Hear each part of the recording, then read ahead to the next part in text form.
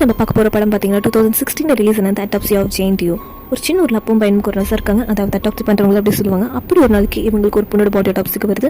அந்த அட்டாப்சி பண்ணும்போது ரொம்ப ஸ்ட்ரேஞ்சான திங்ஸை கண்டுபிடிக்கிறாங்க. என்னன்னா, அந்த பொண்ணோட உடம்புல எந்த ஒரு கீரல் இல்லை. ஆனால் உள்ள பார்த்தீங்கன்னா லங்ஸில் ரொம்ப கறிக்கு போய் ஹார்ட் நிறைய தழும்பு, அது அப்புறம் கை கால் உடஞ்சிது. ஏன்னா அந்த பொண்ணோட வயிற்றுல துணி மாதிரி இருக்காங்க. அந்த துணியில் நிறைய சிம்பிள்ஸ் அண்ட் ரோமல் லெட்டர்ஸில் இருந்தது. அந்த காலத்து சூனிக்காரங்க யூஸ் பண்ணுற கொஞ்சம் சிம்பிள்ஸ் மாதிரி இருந்தது. பட் இது அவங்க கன்சிடர் பண்ணல. அவங்க எப்போ போஸ்ட்மார்ட்டம் பண்ணிடுறாங்க. கொஞ்ச நேரத்தில் அங்கே இருக்க ரேடியோவில் ஒரு பொண்ணோட அலறல் சவுண்டில் கேட்க ஆரம்பிச்சது.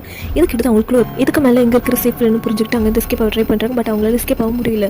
ஸோ அவங்க அட்லீஸ்ட் அந்த பொண்ணோட வயிற்றுக்கு துணியை பார்த்தாச்சு ஏதாவது ஒரு ஹிண்ட் கிடைக்குன்னு சொல்லி ஹீரோ அதில் செக் பண்ணி பார்க்குறாரு. அண்ட் அந்த பொண்ணோட பிரெயின்லேருந்து ஒரு சாம்பிள் எடுத்து செக் பண்ணி பார்த்தப்போ தெரிய வருது அந்த பொண்ணு சாகர உயிரோட தான் இருக்குன்னு.